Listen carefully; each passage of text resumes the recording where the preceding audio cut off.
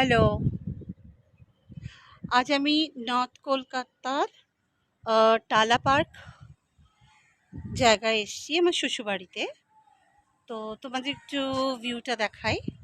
আর এই যে পেছনে ব্লু কালারের এটা দেখো, এটা হচ্ছে গিয়ে টালা পার্কে টালা ট্যাঙ্কটা, যেখান থেকে কলকাতা আহ, সব জায়গায় জল সরবরাহ হয়।